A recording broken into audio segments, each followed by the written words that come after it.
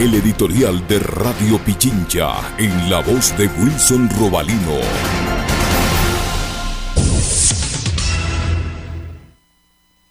Un 1 de mayo de alerta y llamado de atención.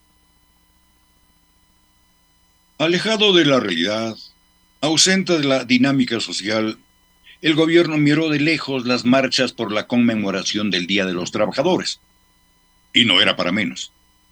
No los representa, tampoco los comprende, y menos aún tiene empatía alguna con ellos y ellas. ¿Verdad de perogrullo? Sí, nada más que eso. Pero a su pesar también fue un síntoma muy sentido de que ya no está en la mirada de los obreros, que ya no cuenta en su agenda laboral y por lo mismo, a pesar de su ausencia, el país vive una anomia crónica. Es decir, una ausencia de política que al menos ponga en discusión algo para encontrar una salida. Claro, este 1 de mayo ocurre casi en la antesala de un juicio político que no solo castiga y procesa actos de corrupción, sino, como se vio ayer, a todos aquellos que con don Guillermo han forjado este momento bastante doloroso y precario.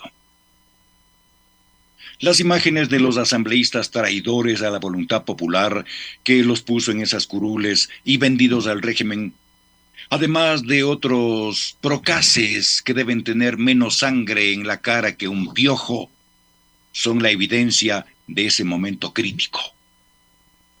Ojalá esos asambleístas entiendan que su interés personal los entierra y los condena. Y las marchas llegaron tras un fin de semana de nuevo sangriento, tenebroso.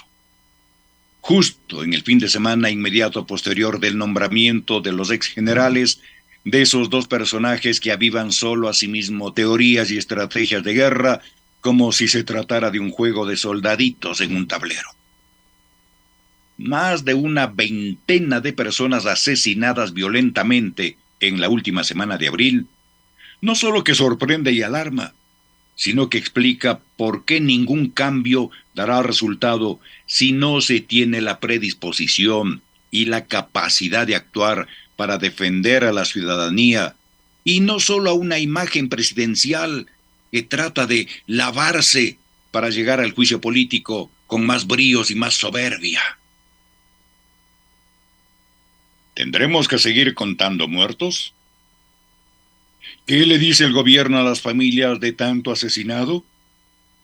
¿Que todos ellos tenían antecedentes penales y por lo tanto se merecen la pena de muerte?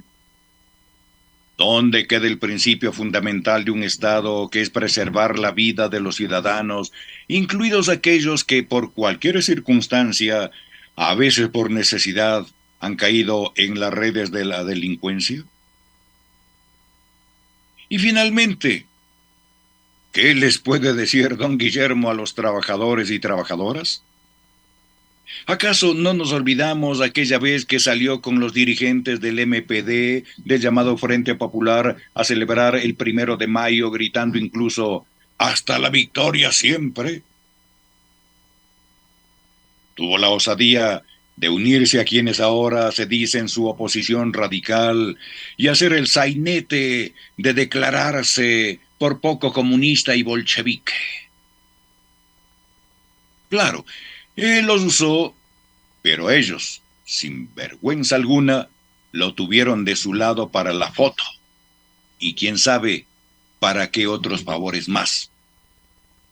Pero más allá de esa macabra anécdota, ¿hay algún mensaje de esperanza para aquellos que han perdido sus empleos y no ven otras opciones que no sean la emigración forzada o lamentablemente la delincuencia, sobre todo en los jóvenes?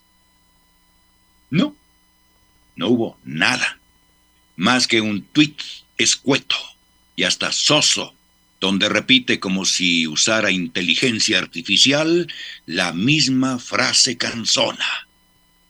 Trabajamos por nuestras familias, por nuestra nación. Trabajará para las familias de los accionistas en su banco, porque para las familias pobres no hay nada que podamos valorar. Punto.